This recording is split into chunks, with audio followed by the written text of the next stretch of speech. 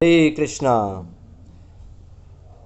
तो आज हम 8वें अध्याय का 15वां श्लोक डिस्कस करेंगे।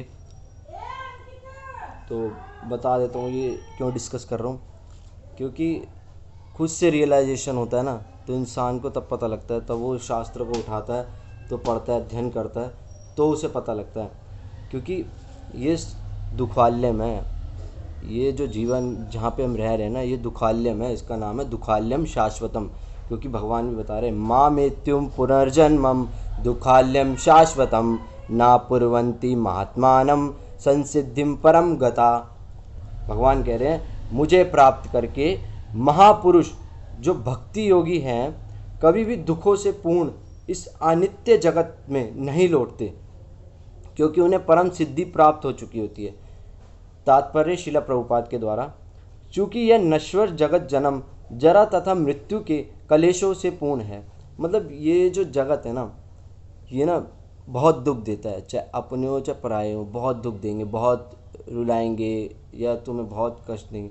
लेकिन हम क्या है, बस लगे पड़े। इसलिए हरि नाम में इतनी शक्ति है ना, बहुत शक्ति है वाकई में। तुम नाम जप करो और सदा खुश रहोगे, बहुत शक्ति है। तो इसमें आगे बता रहे हैं, जो परम सिद्धि को प्राप्त करता है और परम लोक कृष्ण लोक या गोलोक वृंदावन को प्राप्त होता है, वह वहाँ से कभी वापसी नहीं आना चाहता। मतलब जो एक बारी कृष्ण के धाम चला जाए ना, वृंदावन गोलोक, वो वहाँ से कभी वापसी नहीं आएगा। इस दुखाल्यम में इतने कष्ट जो मिलते हैं यहाँ पे ना, यहाँ कभी नहीं लौटेगा। क्योंकि जो बस जिसे ना सिर्फ भोग से, भोग विलास से प्रेम है ना, वो कभी खुश नहीं है। उसे लगता है कि इसी में खुशी है, लेकिन अंत में ना उसे फिर जब समझ में आता है कि यार मैं पूरा जीवन क्या व्यतीत कर रहा था, कि असली सुख तो भगवान के नाम जप में है।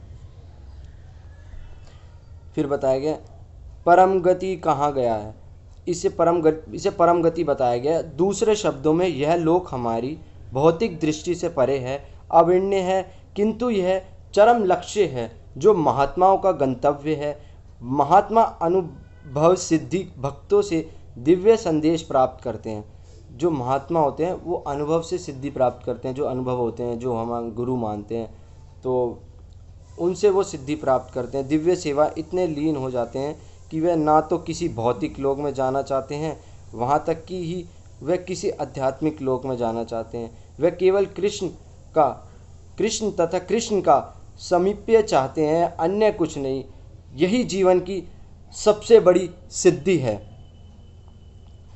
इस श्लोक में भगवान कृष्ण के सगुणवादी भक्तों का